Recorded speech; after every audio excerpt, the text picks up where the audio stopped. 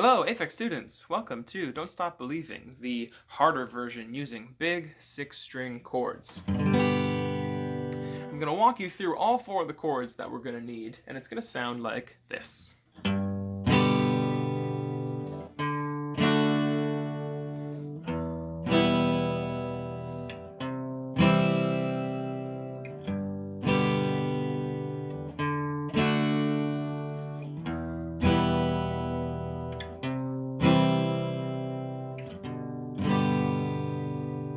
Okay, so we have 4 chords today: G, D, E minor, and C. These are the big 6-string versions, so they're a bit of a stretch. If this version's a little hard for you, go back to the easier version where we played these exact same chords with only a couple of fingers. You'll have a bit of an easier time. But if you're ready for the challenge, we're going to start with a big G chord. Now, I played my G chord by using my first finger on the 5th string, 2nd fret. I reach my middle finger down to the bottom string, fret number 3, our lowest string, and I stretch my 3rd finger to reach fret number 3 on the string closest to the floor, the 1st string. Okay? And we have some open strings in the middle, of course. So, 3rd finger on 1st string, 1st finger way down onto the 5th string, fret number 2, and middle finger reaching down to the bottom string, fret number 3. It's a tricky one. Okay, careful that your hands aren't flat like this. That's not going to sound very good, because I have some strings that are muted. Can't hear that string, can't really hear that string, and I can't even hear that string because this finger's in the way. So curl those fingers up so you can reach over top, okay? Awesome, that's our G chord. We're playing all 6 strings, okay? I will leave a chord sheet or a chord chart in the description for you to look at, so you can print these out and have the chords at home to follow along. Okay, so that's G. Next we have D. This is the same as the easy version. So it's a little triangle. It's only 4 strings this time. We're gonna put our 2nd finger on the 2nd fret, 1st string. We're going to go down to the 3rd string with our 1st finger, same fret, fret number 2. So those fingers are kind of on top of each other. And in the middle, on the 2nd string, we're going to complete our triangle with the ring finger, 3rd fret. Okay, get a nice solid grip on there. Use the very tips of your fingers. If your nails are too long, you might have some trouble with this. 4 strings for D chord. Okay, awesome. E minor looks like this. So, this is a 6-string chord. I'm going to put my 1st finger on the 2nd fret, 5th string, and I'll put my next finger on the 4th string. Same fret, so both these fingers are tucked behind that 2nd fret. Okay, now, I have asked you to use these 2 fingers for a reason. Let's see why. Our next chord is called C. Do you notice my finger stayed in the same spot? Yeah, so my 2nd finger can actually stay where it is. Okay, so here's our 3 notes. We're going to reach down to the 2nd string, 1st fret. Our next finger on the 4th string, the 2nd fret. So we're skipping the 3rd string. 3rd string is still open.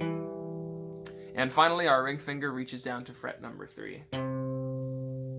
Okay, again, curling your fingers. That's not going to sound very good. Curl those fingers around so we get a nice 5-string C chord. Okay, only playing 5 strings, not the bottom string. Doesn't sound very good. And that's our C chord. Okay, so let's go back around and practice those. 1, 2, G, and G, 3, and D, E minor, on to C, 3, again, G, 3, 4, D, 3, E minor, 3, 4, 3, 4. Okay, and I made a boo-boo there. Make sure you're using your 1st and 2nd finger, because then this 2nd finger can stay exactly where it is. Maybe just practice switching back and forth between those 2 chords a couple of times. E minor, C. Now, you might be wondering, what am I doing with my right hand, my picking hand? Well, I've got my green guitar pick in my hand. I'm holding it with my thumb and my index finger only. And I'm doing what we call the root strum, okay? Now, the root of the chord is the bottom string. So what you have to remember is which string is the lowest string in my chord. Remember, we're not allowed to play all the strings all the time. So the G chord is a 6-string chord. So I'm going back to my G, and I know that the lowest note that I play is this bottom note on the bottom string. So what we do for Don't Stop Believing is we're going to go like this.